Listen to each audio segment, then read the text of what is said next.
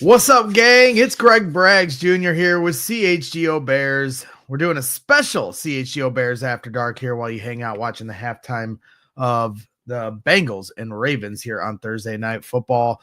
Corey Wootton and I are going to be talking about a lot of things from Shane Waldron to Matt Eberflus to the locker room to Caleb Williams. We're going to be getting into it all as we look ahead to Chicago Bears versus the New England Patriots at home. So let's get into it. Bear down.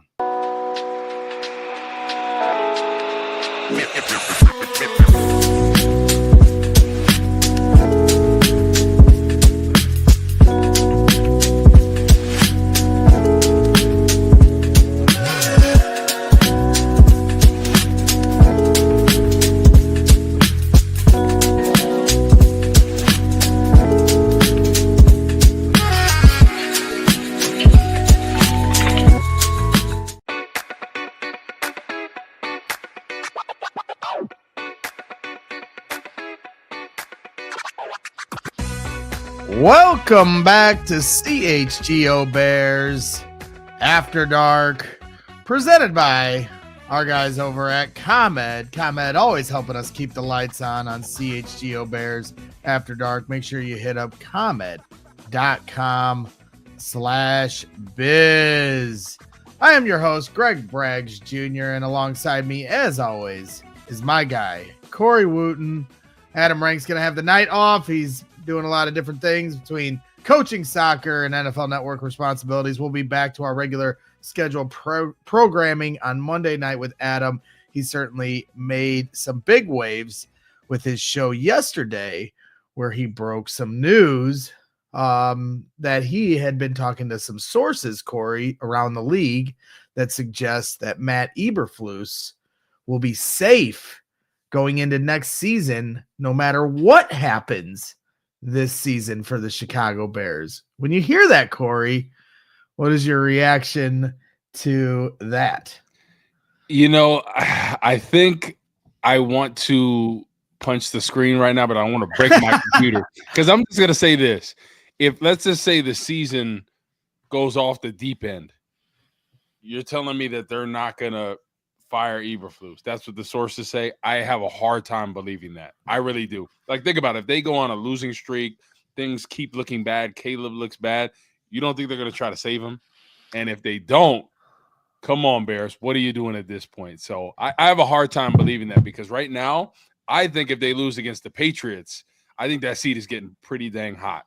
If they lose 3 games in a row that, you know, they should have potentially won, especially that Commanders game, and if they play the Patriots and they have a bad game like they did against Arizona, man, I have a hard time believing that the seat is not getting very hot for Matt Eberflus.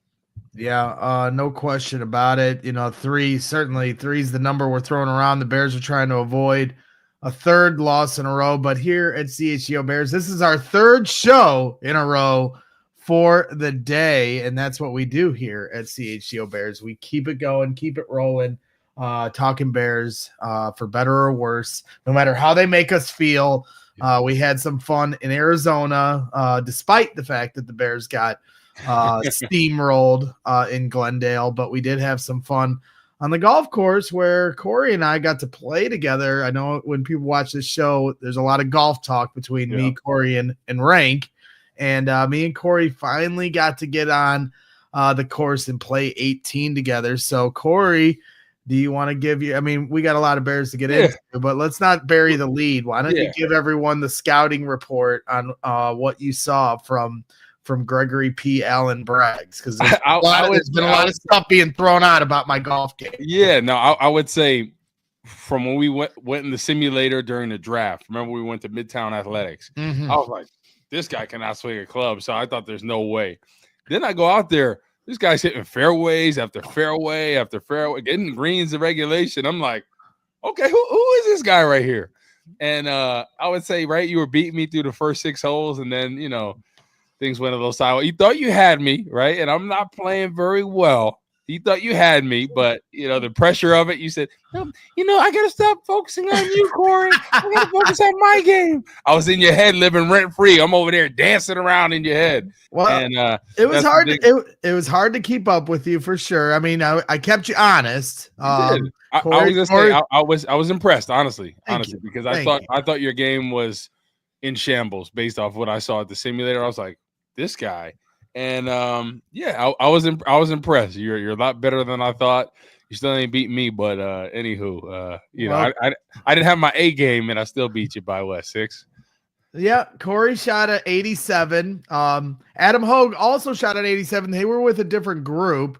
It was Adam, Mark, Nick, and Lance Briggs. Yeah. And then it was me, Corey, Steven, and Jake. And, Adam had a great day on the course, shot his personal best of an 87. You shot an 87. One tee up. You can say you can say that. I'm gonna just give credit where credit is due for Adam. They did play on the tees ahead of us, but you know what? It's not about the tees, it's about the game. And shout out to Hogue. He had a great day on the course, shot an 87. We had a guy out there, I think he shot an 83, was the best of anybody within and it was great. Shout out to True Fan Travel. Shout out to everybody that participated in our trip in Arizona. Certainly was a lot of fun. Yes. Corey shoots at 87. I shoot at 93. Beautiful course in Raven. And then Steven and I stuck around for a few extra days and played some different courses. But enough golf. I know I had one last question before we get on to the football. What was your last couple scores after I left? At the Phoenician, I don't know if you're familiar with the Phoenician, but I was very disappointed in myself. Tough course. The toughest course we played the whole time. I shot a 101. And I you said I hit all those fairways at Raven. I couldn't find a fairway at Phoenician because it was so tight. It was making me think about it. And then we got to TPC. We played the Champions course where it's the nice the players play on the players course, whatever they call it. But we played on the Champions course because it was a little cheaper. Stadium's the course. Yes, sir. But we played on Champions course. I shot a 96. So between two courses, I broke 200, but I didn't break 100 at the Phoenician. So I would say consistently average. So the first time playing on any of those courses, not know the layout or anything. So I'll take what I did this week in Arizona, but I'm excited to go back there one day now that I get the lay of the land, and we can try to see if we do a little better. One thing I want to get into is what you were talking about before we got into this golf talk about what Adam Rank said. Mm-hmm. Do you find that hard to believe, like especially if the Bears continue to play bad, like that Eberflus is safe? Do you believe that? And Rank's putting his reporting out there for who he's talking to, and I think you can certainly dismiss it because we're closer to it here as far as what we're seeing with our own eyes or what we hear from things directly in House Hall.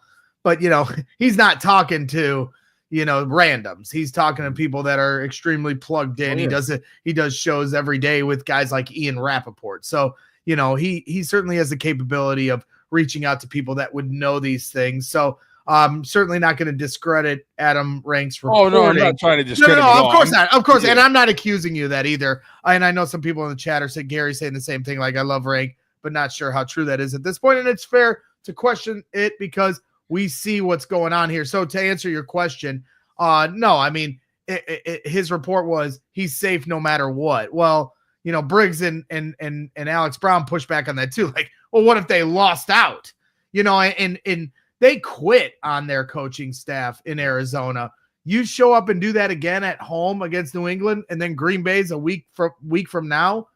The pressure just starts to build. The impatience and the mindset of your front office saying this is unacceptable continues to rise. So do they have every opportunity to come out of it and change the perception? Sure.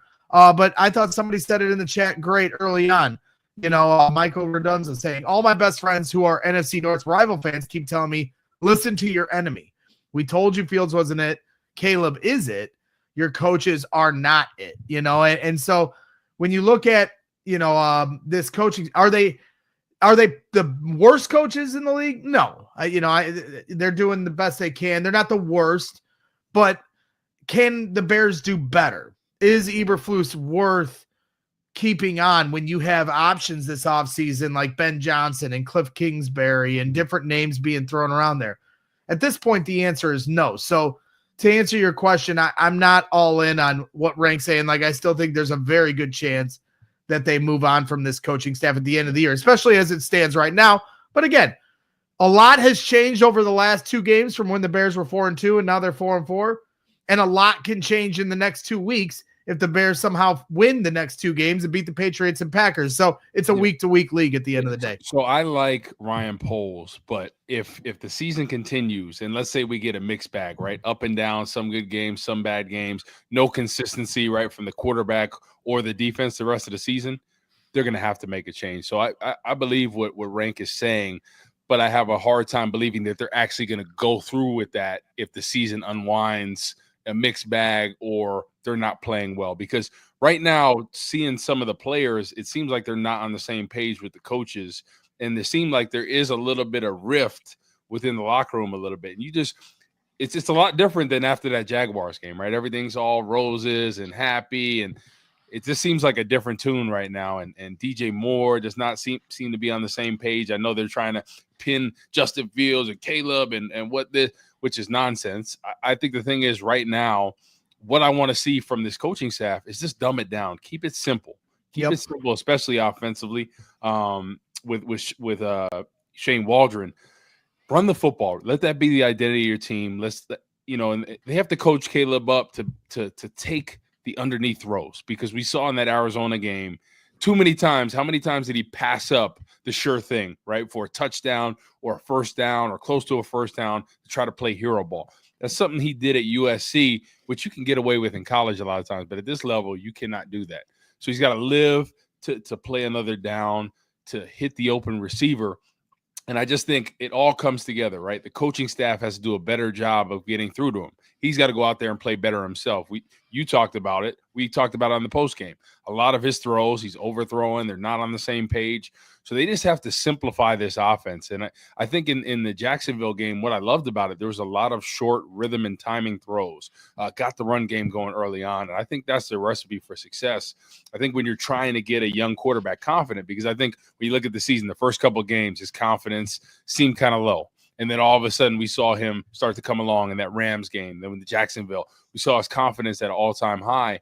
And now, again, we're seeing it low. So I think the biggest thing you have to do with a rookie quarterback is just keeping that confidence level the same, right? Never too high, never too low. Just keep his confidence really good this season. And I think that's the only thing I worry about, when you're developing a quarterback and the direction of this team that is going right now. It just doesn't seem like it because, all the weapons that they have, they're not able to cap like 9 points in a game. With all those weapons, DJ Moore, Rome Odunze, right? Keenan Allen, Swift, Cole Kmet. Cole Kmet, 0 targets in that game. That's ridiculous. There's no way, especially with a young rookie quarterback, that he should get 0 targets in a game. That should be his best friend at this point, him and Swift. And then obviously you have the receivers. But I think they just have to do a better job, Waldron, that is, and just keeping it simple, stupid, like Tiger Woods, another golf analogy, like I said before. Keep it simple, stupid for your quarterback, and then we can start expanding things. But it kind of seems similar. I'm not saying this is a Justin Fields situation, but it does seem similar the way they're coaching him to what we saw with Justin Fields, right?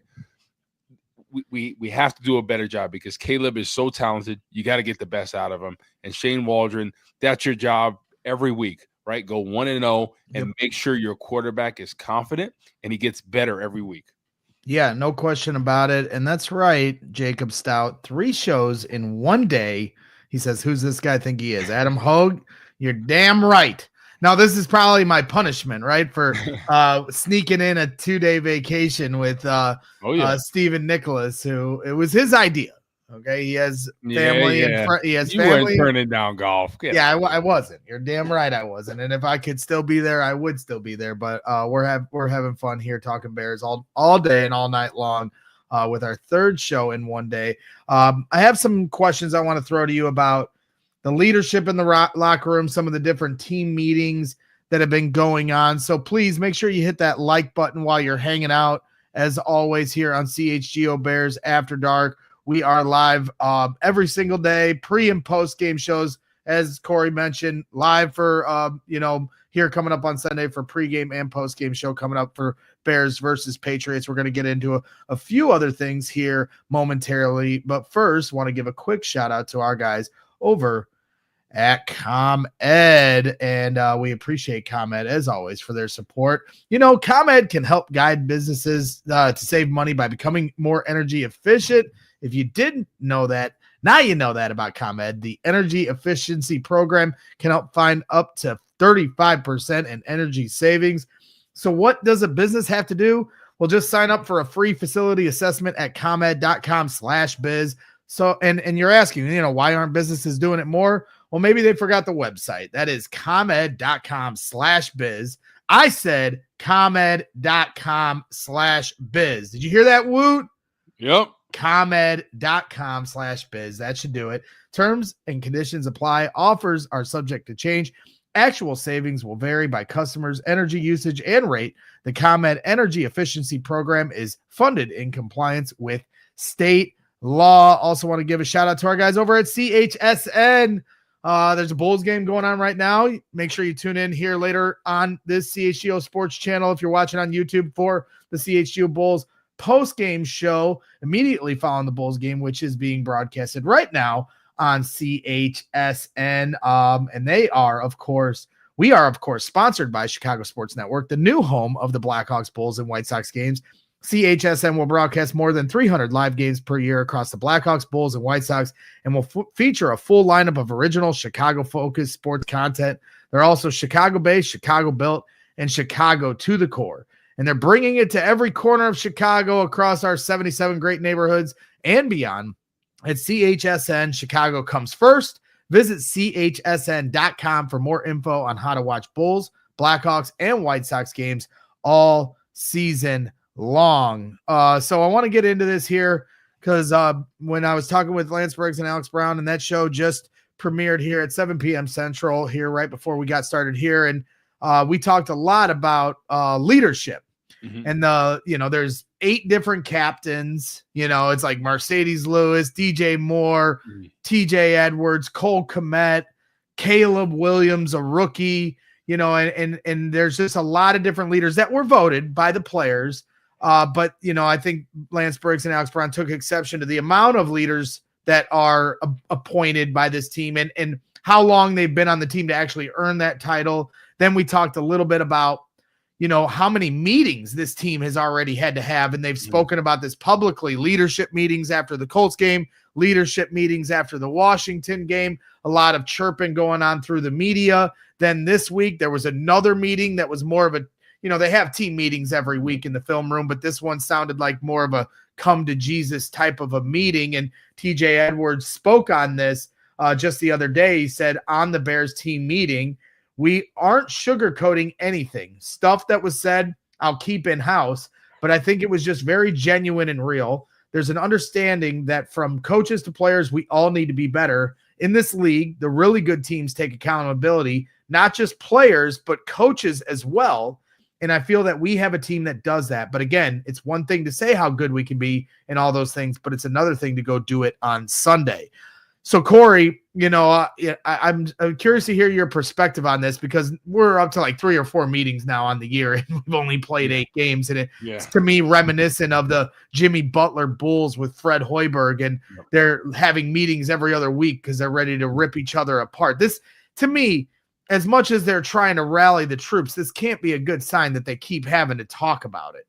Yeah, I don't think it's a good sign at all. I think there's trouble in this locker room and between the coaches and the players. I mean, it's just evident from what we see in the media, from the coaches not taking accountability, the players saying, hey, we need to be coached up better, things like that. So I think there is some kind of rift within the chemistry, and it's something early on that we thought they had, especially after the Rams game and the Jacksonville game. We're like, oh, they're rolling on all cylinders. Granted, right, those teams weren't doing that well at the time that they were playing, but it seemed like they were all on the same page. At the end of the day, you have to go out there and you have to win games. That's something they were doing.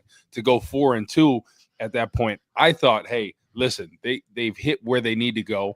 The bye week, I thought they were going to start a little slow against the Commanders, which they did. ended up finish it. We should have won the game, didn't win that game, and they're letting that game beat them multiple times. The thing is, if they come out this week and they start slow, especially in defense, if they're not stopping the run, because when you look at what New England's going to do, they have a young quarterback. What are they going to try to do? Get the running game going. They're going to try to work their tight end. So I think this is going to be a low-scoring game, New England-wise, and they're going to try to set the tone. And I think Arizona last week, what do we see? They didn't even use Marvin Harrison Jr. They didn't use the talented tight end they had. They just ran the football down their face. That's something that the Bears have been stopping for the most part all year. So it just seems like they are not on the same page. And I just the thing I worry about is if this keeps going on, he's going to lose the locker room. And all of a sudden, guys aren't playing hard. Guys aren't wanting to be there. And they're saying, hey, where am I going on vacation this year? You don't want to have that situation. I know the season's not over at this point, but this is a critical game, Braggs, because all these meetings that they're having, you know, if they go out there and do the same thing that we've seen, it means nothing at that point. Nothing was nipped in the butt.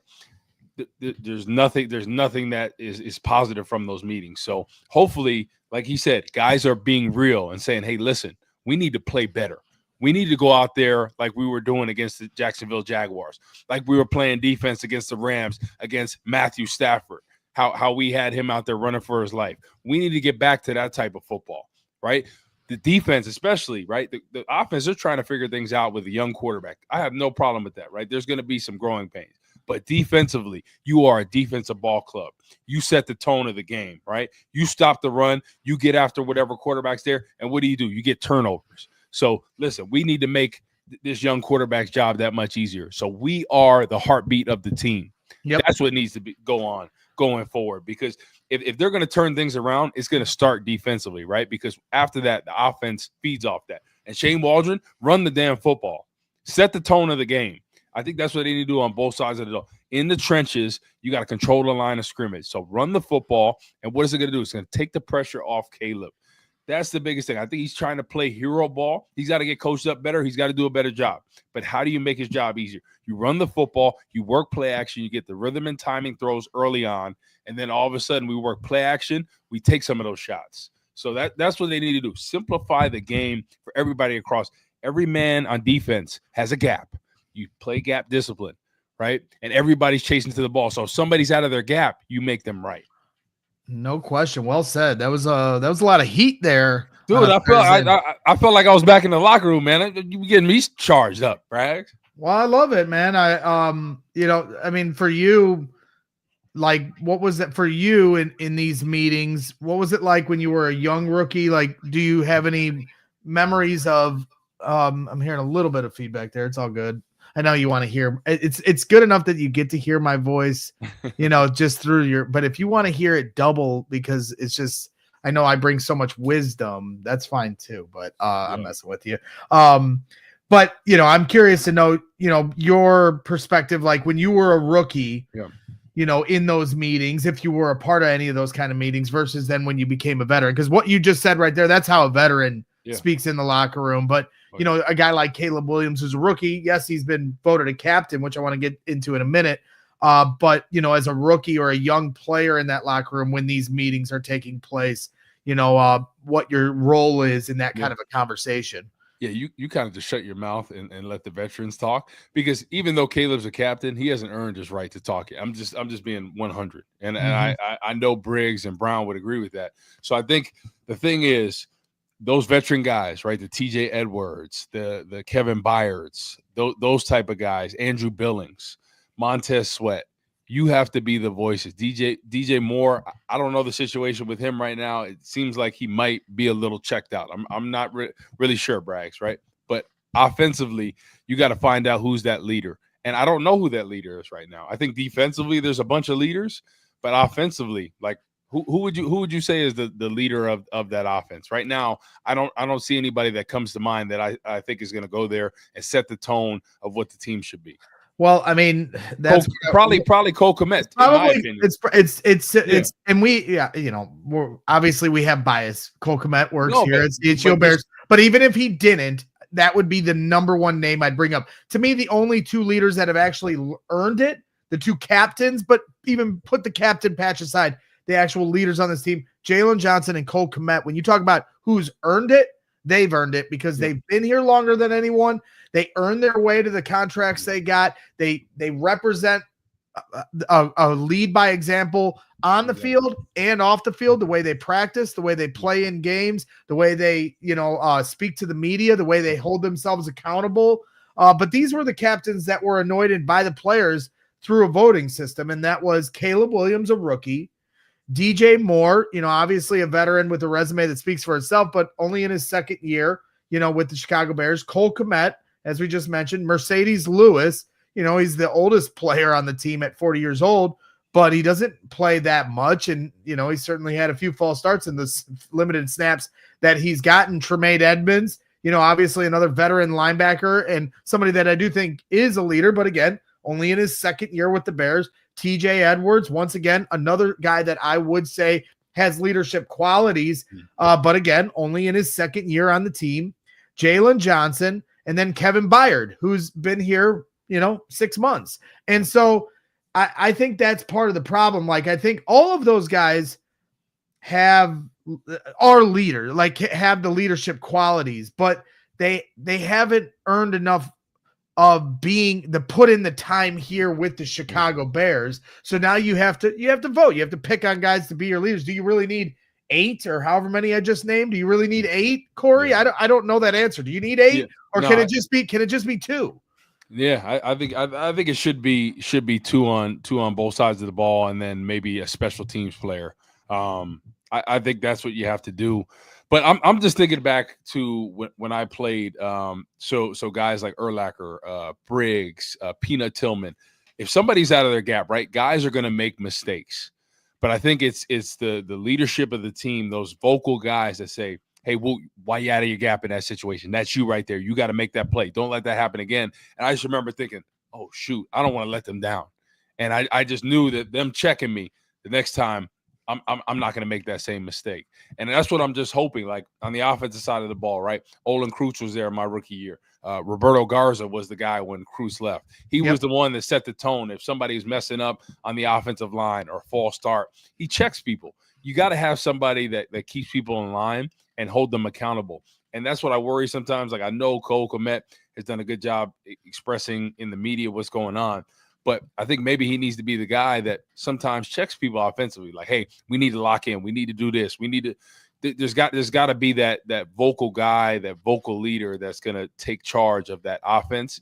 And then defensively, it seems like you said, it's Jalen Johnson, it's TJ Edwards, Andrew Billings, Montez Sweat. Those seem like the guys defensively. But I think where they're going right now, they're definitely worried. I'm glad that they're meeting about it, but it definitely is concerning this early in the season that, it doesn't seem like they're on the same page at all. Like, in 3 weeks, think about how much this team has changed in a matter of 3 weeks or 4 weeks with the bye week. It's sad. It's money. It's money on the table time because you've got a New England Patriots team that's 2-7 on the year, I believe. They're not a good football team. We had, somebody from NBC Boston come on and for our afternoon show, and he said this is not a good football team, and the Bears should be able to win pretty easily. They don't stop the run. That's what we say every week. I know, and that's what I'm saying. I'm done buying it. I've looked at this schedule to start the year, and it's like,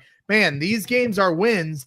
And that theory went out the window when they lost to the Colts, when they lost to the Cardinals. They got shellacked by the Cardinals. And so now you've got a New England team that isn't very good. But I'm not counting my chickens with this game because the Bears aren't very good at this point. They're a very average team, and you don't know what to expect from them week to week. And that's unfortunate because they should be able to handle a team like New England. But now there's a lot of questions beyond the fact that they have a lot of injuries or inexperience at the quarterback position or a first-year play caller. They also, are just a team that is against each other right now and trying to hold the line and do everything they can. There's a lot of stuff going on off the field that concerns me going into this game. So, it's a put up or shut up moment. It's a very beatable team. The Bears haven't lost a game at home in over a year. So they've been very good at home. They're playing a bad football team. This whole thing sets up for them, but it's also setting up for a moment of epic disappointment. Yeah. You've been able to have some of these embarrassing moments on the road. You haven't been home since the Panthers game. Now you face your home crowd who's disgruntled right now. Fans are not happy, and they're certainly going to let the Bears hear it if they don't go out there and put on a competent performance on Sunday afternoon. I think it's just so frustrating from a standpoint when we thought they figured it out, like especially offensively. That's what we thought after that Jacksonville game. We're rolling all cylinders. The common denominator was Swift and getting the run game going, getting Cole Kmet active as well. And then all of a sudden we took a step back after the bye week. It seems like they got on their high horse. Oh, we're good now. And sometimes you can't get ahead of yourself. And I think that's maybe what happened, with the quarterback and Shane Waldron as a play caller. I think they both thought, hey, we've arrived now. And in this league, you can never think that, right? You can be confident in your ability, but you can never think you've arrived, because you look at Caleb in that Jacksonville game and it looks like a different person. And then you turn on the tape and you watch a guy like Jaden Daniels, and not making a comparison about him or who's better, but just he looks more comfortable. And I think that's the thing that frustrates me the most is you got a talented quarterback in Caleb that just doesn't look comfortable right now. No, it doesn't. And Jaden Daniels, he looks as cool as a cucumber back there, sitting back there. And I understand his offensive line is better, but Cliff Kingsbury is doing a great job of play calling for what he does well and what he's comfortable with. Yep. And that's what I wish Shane Waldron would do. And it's so frustrating because you're like, you got such a talented quarterback, and yes, it's on him. It's a little bit on everybody, but you got to do a better job of coaching him up. And people sleep on the importance of good coaches. Greg Olsen, I don't know if you saw that clip about him talking about quarterbacks at all. He's basically saying a lot of these quarterbacks are being stunted for how they're taught from the time they're growing up, right? Taking the ball out of the gun, really not under center much. They're not used to dropping back. They're not used to making reads and different checks. And because all these guys coming out in the first round, they're all talented. They're first round talent for a reason. But why do some do well and some don't? Because of the coaching. You look at Patrick Mahomes, for example. If he would have went to the Bears, he would not be what he is. No, not at all. He'd be a good player, but he wouldn't have the Super Bowls and chasing Tom Brady resume right now. But we don't know if he was in the Bears situation, how play calling would have been, how his development would have been, the offensive line situation. He was in the perfect situation. He got to sit behind Alex Smith, a guy that was a game manager, then comes to the Chiefs and is a 4-time Pro Bowler, leading the league in this, that, and the other. And a veteran. Somebody right? He can watch. Showing him how to read defenses, showing him everything. He had a year to just sit and soak it all in, right? And develop and mature. And his first year, what does he do? 50 touchdowns. And I really think that was so critical for his development. And I think what we're seeing in the league right now is why there's a lot of quarterbacks that miss. I'm not saying this could be Caleb, but a lot of quarterbacks they miss on, not because they're not talented, it's because they're not doing a good job developing them and keeping their confidence. So that's what you see around the league a lot. These guys are talented. It's just you just don't want to break a quarterback's confidence and psyche. That's what you don't want to do, because we've seen that countless examples with the Bears and other teams around there. Yeah, there's no question. And so you brought it up a little bit where you talked about Washington and their offense, and Cliff Kingsbury and Jaden Daniels certainly looking comfortable and obviously much more efficient on offense and even explosive now, not just efficient, but explosive. And so the Bears got a little bit of a challenge here with their hand tied behind their back, because the offensive line certainly has a big factor in all of this. And Washington's offensive line is much better than the Chicago Bears when the Chicago Bears offensive line is healthy. And now the Chicago Bears line is not only was it not top end talent, but now it's extremely injured. It's starting to become an avalanche of injuries. Braxton Jones is out. You got Larry Borman at left tackle. I mean, even before you had Karan Amagaji, then he got hurt. So your depth there is limited at tackle. And then you have, Tevin Jenkins, who's been battling through injuries all year. Credit to him to continue to try to fight to stay on the field. He's working for a new contract and fighting for that new contract, but he also gets hurt, on a lot of plays during games, and that's the nature of the beast in the NFL.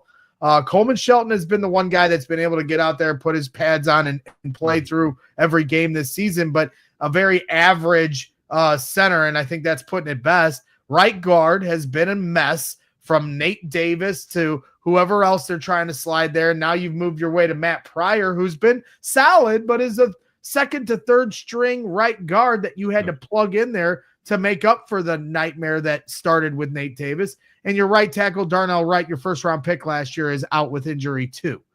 So it even like that's the biggest thing now is I think what your remedy is, what you're saying is to run the football, because as much as they want to try to open up the playbook and get Caleb Williams to settle into the offense they envisioned for him, you've got to, Shane Waldron has to identify who his personnel is right now and what they're capable of doing in this game. 100%. It comes down to keeping this offense simple. Run the football, get your tight ends in there, smash mouth football, run right, run left. Let's work the play action off it, the rhythm and timing throws, screens, draws, take the pressure off them, some chip help. You just have to keep it simple in this game. And honestly, if Shane Waldron doesn't do that, they will get dominated this week. And the Patriots, if you look at them, just like the Cardinals, they're a team that has 16 sacks. They're not getting pressure. They'll have 6 sacks again on him this week if he wants to call the same type of plays. And Caleb, you got to get the ball out quick. Enough of that hero ball scrambling around from here to there. He was taking some unnecessary shots that he didn't need to. So you want to preserve your body in this league, and you don't need those unnecessary hits. So he's got to do a better job of getting the ball out when it's not there. No question. And that's my thing is I feel like attacking Shane Waldron for all the offense's problems is the low-hanging fruit. No. I think it is. He's certainly a part of the equation, but at the end of the day, this offensive line has had their issues, and there's an execution problem going on. And then you have a rookie quarterback who's trying to find his way into this league, and it's coming on slower than we all hoped for. I don't think anybody's jumping ship on Caleb Williams at this point, but you're right. When you ask, we thought they figured it out through that winning streak, and now they've lost 2 games in a row. What's been the biggest difference? And to me, the clear and obvious answer is Caleb Williams. He went back to his bad habits. He's a very good quarterback, and he was worthy of the number 1 pick. He has so many great traits that made him the prospect that was hyped as big as he was, but he did have things that were flaws, if that's what you want to term them as, in college. And one of them was he tried to play hero ball. And you could factor in all USC's offensive line. You could factor in the fact that USC's defense was giving up 40 points a game. And those were rationalizations to excuse bad habits that were being exhibited on tape. Now you're getting to the NFL level, and those things are starting to come back to the fold, where you're now playing Washington and Arizona, and Caleb Williams is not taking the easy throw, not taking the check down. He's trying to push it down the field and find those explosive plays. He's yet to find his accuracy on the deep ball, when in the winning streak, he was playing much more patient and much more under control and letting his skill players do the work. You see so many great quarterbacks in this league check the ball down. People think that the term check down is a knock. The great quarterbacks check the ball down. It's called discipline. Exactly. Tom frickin' Brady, Peyton frickin' Manning. Every single quarterback checks the ball down. Why? It's called taking Patrick Mahomes. He's got like the lowest air yards of anyone in the league. Last year, I think he had the lowest air yards. You can have Tyreek Hill and bomb it. But you know what wins championships? Taking what the defense gives you. And the faster Caleb Williams embraces that mentality and attacks that mindset, that's when he's going to be able to take his game to the next level. I agree with you. And I think him and the receivers aren't on the same page again. We saw them not be on the same page early in the season. Then that winning streak, they're on the same page. Some of those rhythm and timing throws where they're getting in and out of breaks, the back shoulder throws, the nice throw to DJ Moore in the Rams game. Like, we were seeing them being on the same page. And in that Cardinals game and Commanders game, what do we see? Especially like the long ball to Rome Odunze. If he hits him in stride, that's a touchdown. That's 6 points right there. And some of the other outcuts. There was one time where DJ Moore is running down the field. Caleb thinks he's doing a back cut, and he doesn't back cut. He keeps running. And there's another time with Keenan Allen where he's open and he throws it late. So they're not on the same page right now. I don't know if they're trusting each other. It works hand in hand. Right. I don't know if he thinks they're not going to be where they are or vice versa. They're not on the same page right now. And at this point in the season, it's week 10, right? I believe. Is it week 10? Probably. I blacked out 2 weeks ago, so I have no idea. Yeah, I think it's week 10 coming up or 9, whatever it may be. At this point in time, you should be on the same page with your receiver. 100%. And right now they're not. You got DJ Moore running a go route. We saw this week 1, and Caleb's reading the leverage, or that they both have to figure out what the leverage is and understand. All right, I am now throwing to this spot, and you've got to be turned around when that ball comes. DJ Moore, everybody thinks or is starting to anticipate like DJ Moore doesn't like playing with Caleb because he was a Justin guy. Well, DJ Moore also said in minicamp that he was asked specifically, what is the biggest difference of playing with Caleb Williams versus playing with the other quarterbacks in your career? And he said, anticipation. He throws with anticipation, and this is it's very good, but it's something that's going to take time for us to work on. We hope we can get it right away, but it is something that we are going to have to build up to. And to this point, he can throw with all the anticipation in the world, but if they don't have the timing and rhythm and accuracy down, then these throws just look lost. And that's what you're seeing, in my opinion. And I think DJ Moore is just not happy with his role in the offense right now. And I think it's evident. I don't think he thinks he's getting enough touches. I don't think he thinks he's getting the ball enough. I don't think he's being featured enough. I think you could just tell. I've been in locker rooms. I know receivers usually are the biggest personalities and usually hardest sometimes to deal with, especially when they're not getting the football the way they want to. And I think it's evident just from his body language, what we've seen over the course of the season, that we thought that was done once he started getting the ball a little bit more. But now it seems like it's back on the same page again. Like body language, that speaks loud and clear. And I think everybody can agree he does not seem happy right now with his role on the offense and the touches he's getting. Yeah. So let's get to this then. Let's get to the brass tacks, because we're talking about Caleb Williams, and, there's with Bears Twitter and Bears fans, there's a lot of fans that will always, maybe not always, but certainly to this point, it's still fresh in their minds and have trouble letting go of the decision that Ryan Poles had to let go of Justin Fields for Caleb Williams. And here on this program, on CHGO Bears After Dark, me and Corey Wootton used to go head to head every week. And Corey was team Justin and I was team Caleb. And, there was a little bit of flip-flopping on my end because it was just, to me, such a tough decision. Yeah. But I was mostly team Caleb and you were 10 toes down team Justin. And we've had a lot of Bears fans that are still should have taken the Justin Fields path and traded the number 1 pick back. There's a lot of them taking victory laps the last couple weeks. And one of them includes Phil23 here in our chat tonight. He said, he is who we thought he was, meaning Caleb Williams. Mahomes, they said. NFL ready, they said. Generational, they said. We were right, and the Caleb cult was wrong. Make Caleb 3rd string. Colt, admit you were wrong about him. Now, obviously, Phil goes off the deep end at the end with make Caleb 3rd string. But he talks about, hey, they called him Mahomes. Ryan Poles called him Mahomes. NFL ready. Everyone said this was the best situation a number 1 pick rookie quarterback has ever walked into. That certainly doesn't feel like the case anymore. Generational, comparing him to the likes of an Andrew Luck or a Trevor Lawrence as far as prospect coming out of college.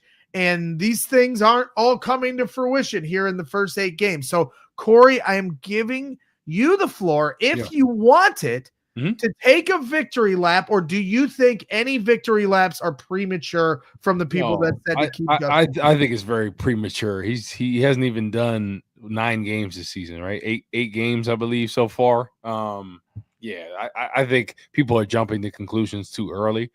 We were with Justin Fields for a while, and this, and everyone knows watching the show, I was in favor of keeping Justin Fields because I always think you win this game in the trenches, and I didn't think they were ready in the trenches, both offensively and defensively.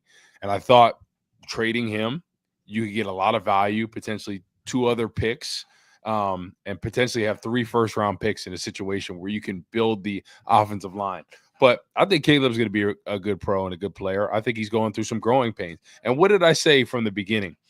I said it's not going to be perfect. He's going to take some time, and he's going to go through ups and downs. And everyone's like, no, he's going to be Mahomes right away. And I'm like, that's too much pressure on a young quarterback, especially that doesn't have an offensive line and is trying to figure stuff out. So, yes, he has to play better, but I think he's going to be a great pro.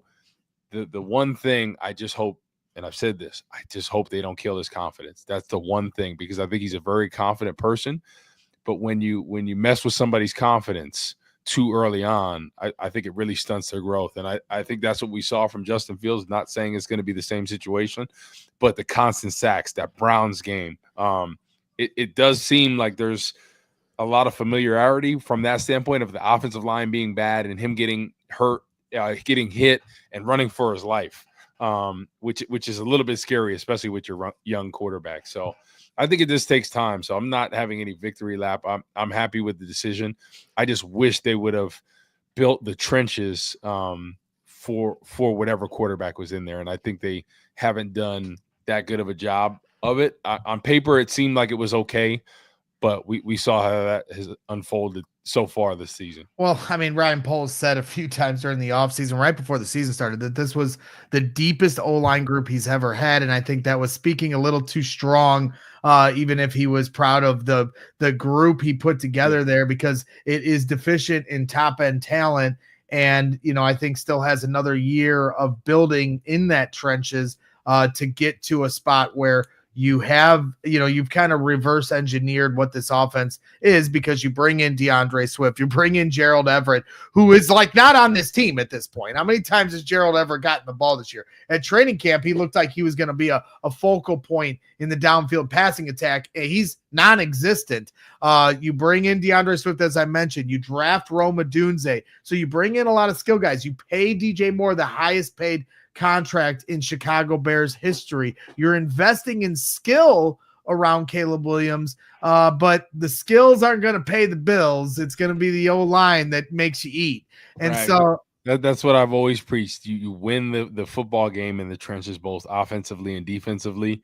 And you have to have a quarterback that can make plays. Don't get me wrong, but Eli Manning winning 2 Super Bowls, and in my opinion, I think he's a very average quarterback for the NFL.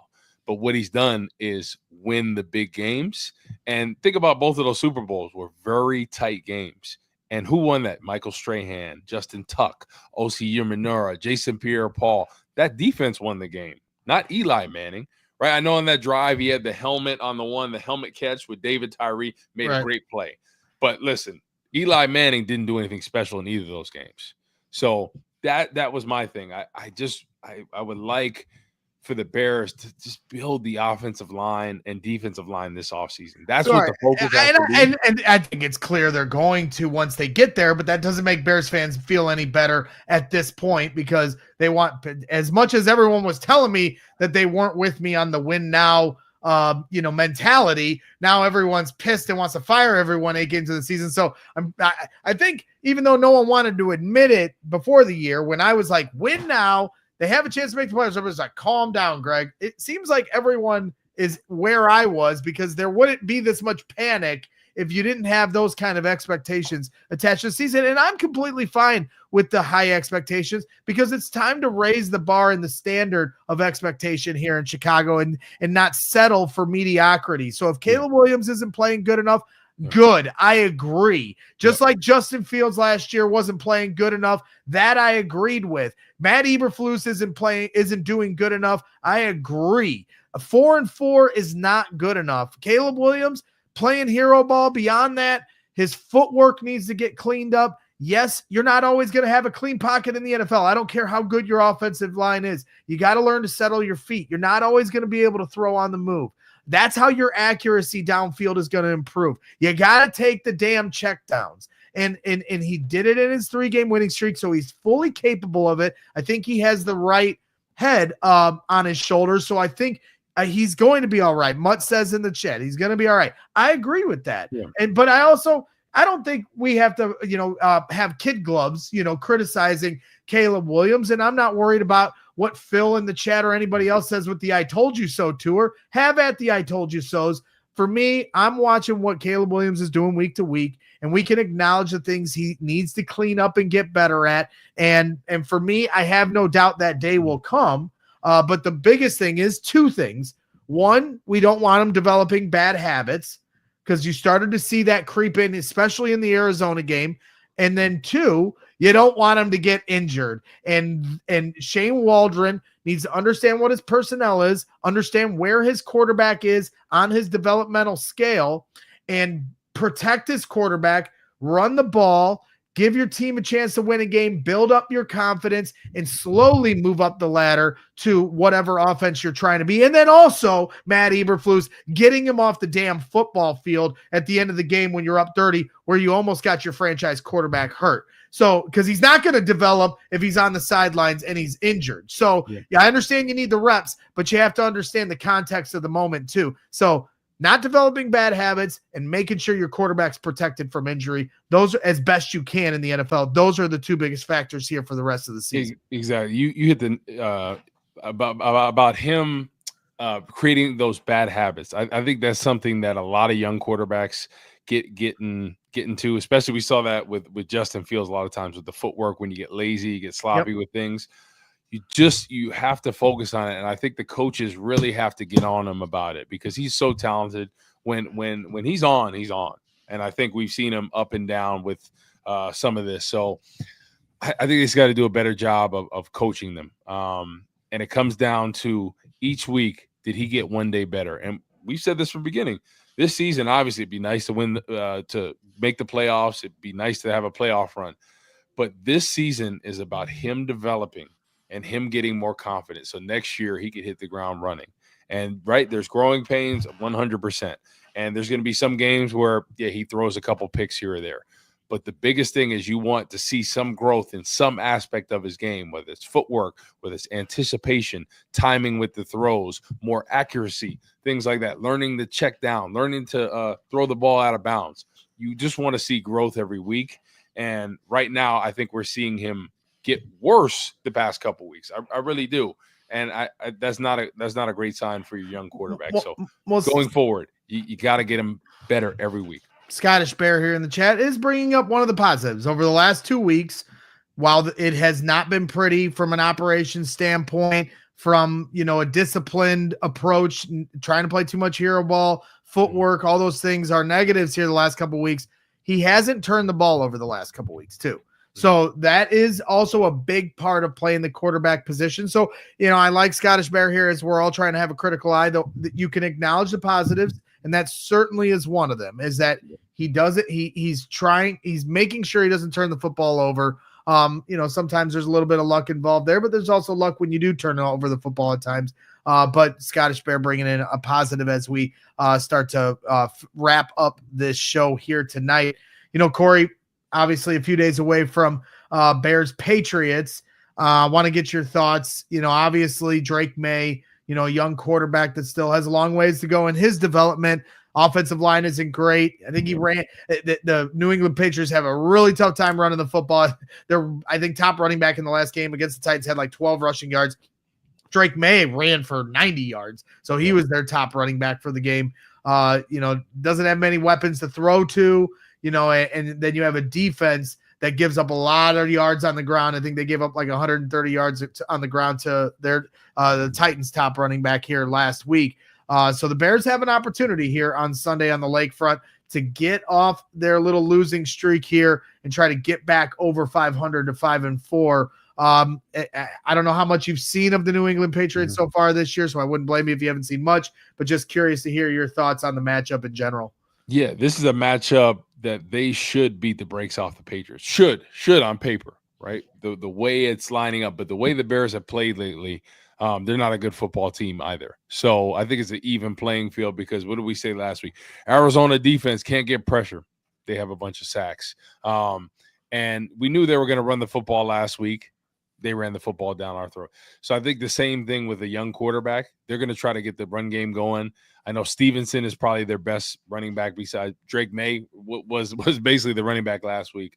But I think Hunter Henry is somebody they gotta look for because they want to get him the ball. I think he's their game breaker right now, and I think they got to do a good job of keeping him in check. I think if they can do that, they can win this game. There's not a lot of playmakers on there. Everything is pointing to the Bears should win this game handily, but the way they have been playing, Braggs, any given Sunday, anything could happen. And we've seen Dr. Jekyll and Mr. Hyde with the Bears. We've seen them look awesome, and then we've seen them look very bad at times this year. So this is a critical game. I honestly think if they lose this game, the case for Matt Eberflus and Shane Waldron, especially if the defense and offense they don't play well as a team, I think it's getting very hot. And at that point, you worry long term about your franchise quarterback that you just got. If he's 3 games in a row where he doesn't perform well and doesn't look very good, you're wondering how well are we really developing this guy? And I think you have to ask yourself that. If you're Ryan Poles, I know Eberflus is your guy. I think they have the same agent. You have to look at, hey, my job's on the line. I have to put my quarterback and my franchise in the best position to win. Then you got to start looking. I know they're not going to make a decision this week or the week after. I don't think they've ever fired a coach during the season ever.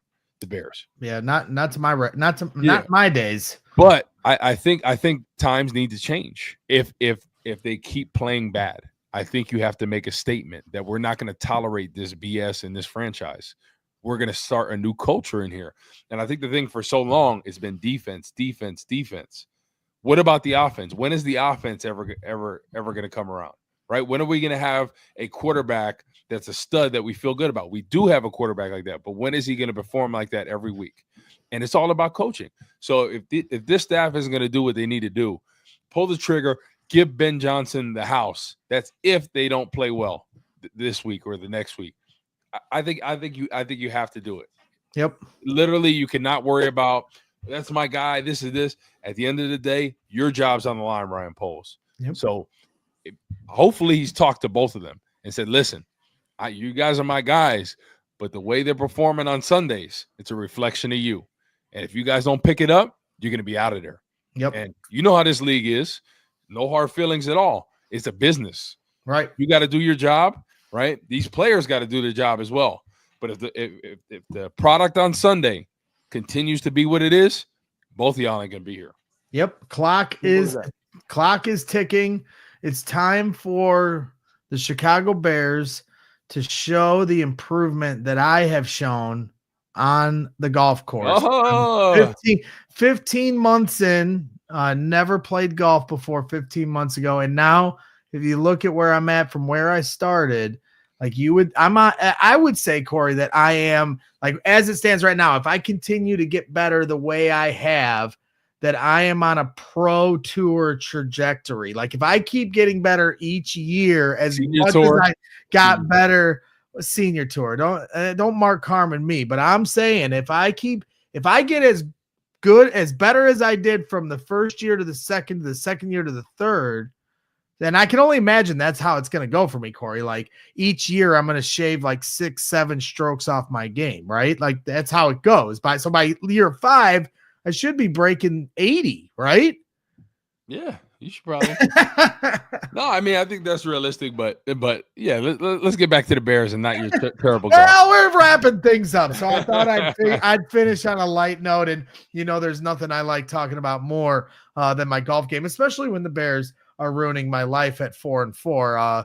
It's been a depressing last few weeks, and we were having so much fun after we left London, and to think that we're here now, it's not surprising as a Bears fan, but it's also surprising when you think about how good we felt as we were walking out of Tottenham Hotspur Stadium. So but that's how the league is. It's a celebration one week and it's a funeral the next. It's a week-to-week league of emotion, and we all kind of wear that as fans and media and even the players and the team. Like this is just how it goes, and you kind of have to embrace the emotional roller coaster ride. But they have every opportunity here the next couple weeks to get back in the win column. If you beat New England like you should, and then you beat Green Bay at home, that post-game show, like it'd be fun to go from the London post-game show, cut a clip of our, exuberance to, after the Arizona game, cut another clip of the depression. And then if they were to go on to win the next 2 games, how we're back to the exuberance. So that's what football is all about. That's why we are diehards here at CHGO Sports. And if you become a diehard, you go to allchgo.com/diehard and you can get a free shirt, discount on merch. You get discounts on events, exclusive written content, and everything in between. That's why we represent you guys, the diehards, because we are diehards ourselves. So, Corey, I think we thought about having this a little shorter, but you've been heated here tonight. And I've been fired up, bro. You have been fired up. I'm just gonna tell you one thing.